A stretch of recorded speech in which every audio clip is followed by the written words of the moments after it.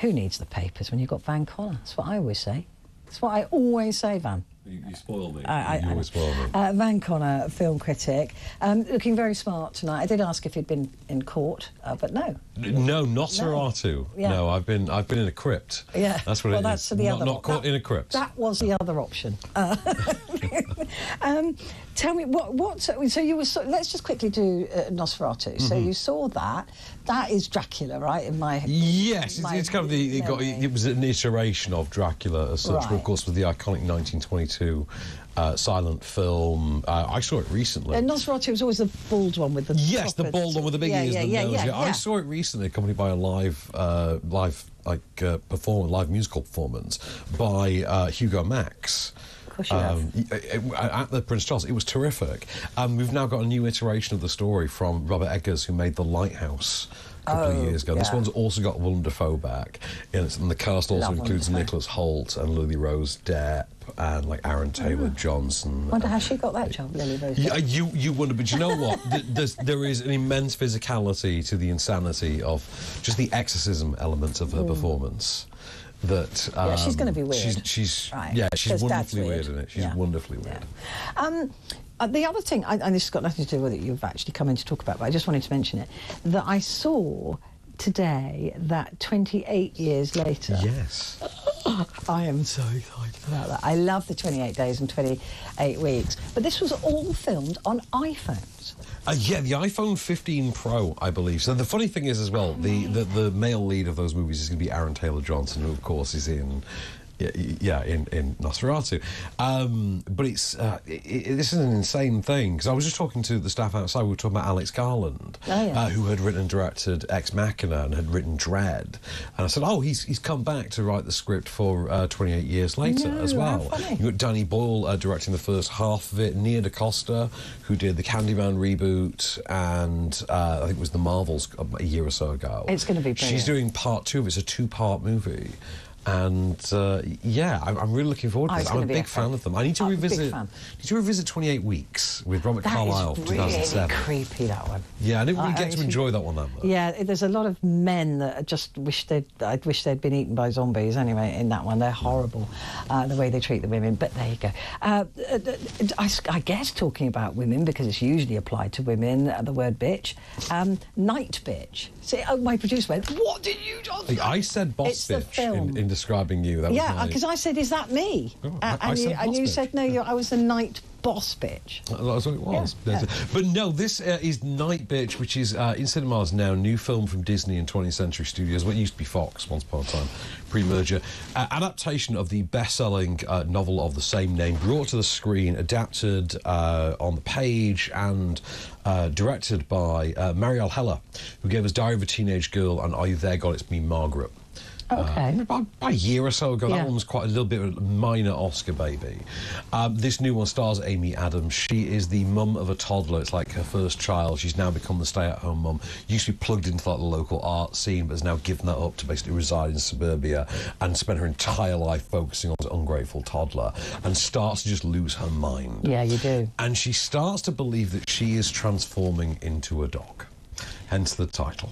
So she thinks that at night she is transforming into one of the local strays and becoming queen of the local dogs. Yeah, I never went that doolally. Well, that's the thing. Is she, though? Or is this all just a cunning representation of the subtext of the rediscovery of womanhood that she is going through? So I've got a clip for you. This is her, quote-unquote, discovering her power. I was like a wild animal. Yeah, wild animal. Oh my God, yes. My husband said the same thing, that the sounds coming out of me were pure animal. He almost passed out. I mean, he's not good with blood, but... Oh, yeah. All right. Do you ever feel like the big secret is that we are gods? What? We create life. We make life. We are so powerful.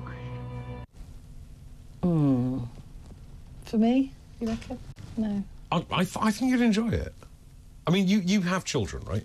I have one child. You have. So as long as you, I think, as long as you are a woman who has had a child, I think there is an element to this film which you are going to feel seen or represented in a way that I actually had never seen done in a film before. Okay. There is an element. I don't need to be seen.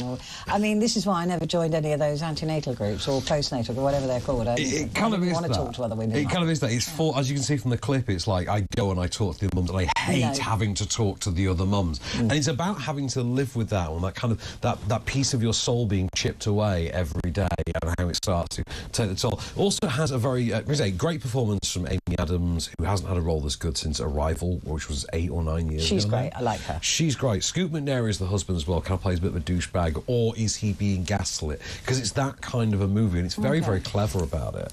But I think the real trumps go to Marielle Heller, who, as well as doing a great job adapting the script, has also done a really good job putting this together in terms of how it uses jump cut edits, fun, playful sound mixing, the way that it's put together. They build suspense and comedy in almost an Edgar Wright-like way, just with the way it's edited and things like that. OK, I'll take your word for it. I'm not going to be rushing, put it that way. Queer. Queer, I wasn't being rude. This is the film. So we went from Nightbitch to Queer. It's one for the titles this week, isn't it? Good. So, new film from Luca Guadagnino, who previously directed Call Me By Your Name and this year directed Challengers. This is an adaptation of the William S. Burroughs novella from the mid-80s. Stars Daniel Craig and is the story of a man who's on the run from drug arrest in New Orleans in the 1950s. Right. Goes to hide in Mexico City, and once there meets a young American sort of naval officer who's recently been discharged there. They enter into a relationship, and this may prove either soul-building or soul-destroying for our somewhat ramshackle Daniel Craig lead. I've got a clip for you, and this is Daniel Craig trying to charm him in a restaurant. Oh, they list Baked Alaska. Ever read it? No. Real good.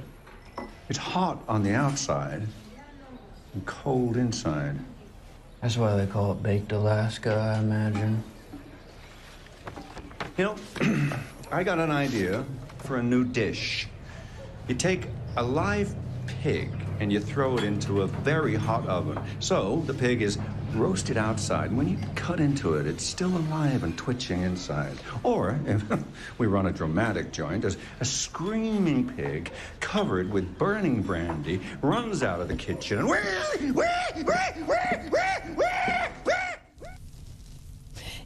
Yeah, as chat-up lines go... You've heard better. Probably, I've had those exact chat-up lines, actually. I imagined a higher class of chat-up line for you, Petrie. Oh, way to destroy my illusions. What do we think of Daniel Craig? He's distinctly unhandsome. He is, but he's terrific in it, has to be said. The thing is, I mean, I cannot find a reason for the film to exist outside of the fact that Daniel Craig is terrific in it. Right. I mean, and that might just be the only reason, to get him away from the Bond.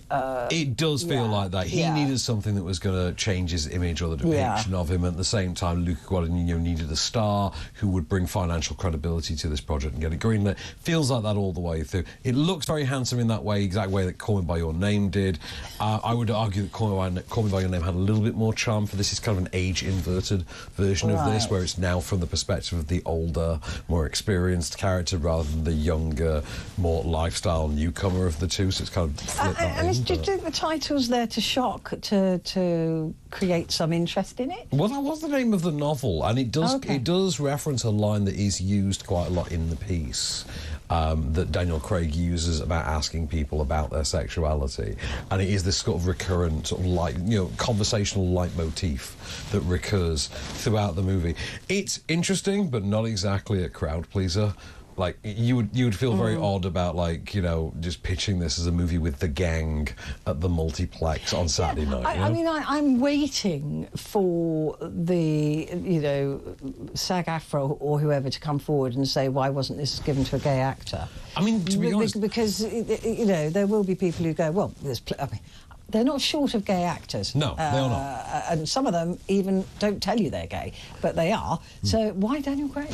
I mean, the weird thing is I can absolutely see him getting, like, some Best Actor nomination for this. It's got that kind of that feel. I've always said, though, when they uglify themselves... Oh, yeah. They always get up for the Oscar. Is this the Charlize effect? Yes. Isn't it? It's the Charlize effect. Exactly. She was arguing with the Trailblazer, but it's all about the Charlize effect. It's all about if somebody handsome or pretty makes themselves ugly, they get up for the Oscar. Well... That's the way it works. And yet people aren't chucking Oscars at me. What do you know? Well, I'm trying. I thought that. This is the only reason I uglify myself is to try and get an award. Tom Cruise. Let's go to him. That isn't a link, by the way. Don't start suing me. It's not. He's to star in a new thriller. Yes, with Doug Liman, who Doug Liman obviously directed the original Bourne movie, The Bourne Identity, back in 2003. Since has worked with Tom Cruise, most notably on Edge of Tomorrow. A movie that they had such a good time working together on. They've like reteamed for a bunch of projects that are in development. They're going to make a movie in space together. Like not even kidding. They're actually taking a commercial space flight to then film a movie. Tom Cruise will be the first actor to film a movie in space, but it's not for this movie, despite the fact that he plays a former astronaut in this movie. It's called Deeper, this one, and it's going to be an underwater thriller about a former astronaut who has a survival thriller episode underwater. So that's what this one's called. This is called Deeper, and this is apparently coming before they go to space, despite, again, this being about a former astronaut. Right. Yeah. That makes perfect sense. Totally. I mean, if you're Tom Cruise. Yeah. Oh, my God, please tell me, just very quickly, you've got 30 seconds. Face Off 2. Face Off 1 was so ridiculous. How dare you? It was absolutely ridiculous. I laughed all the way through it. There's going to be another one, but Nicolas Cage and John Travolta are not starring in it, but they are going to be the supporting players. Or I should say Nicholas Travolta and John Cage. Who play Castor Troy and Sean Archer, respectively. I've seen the movie far too many times. It's a masterpiece. They are going to be in the sequel in a supporting capacity, as the new leads will effectively be...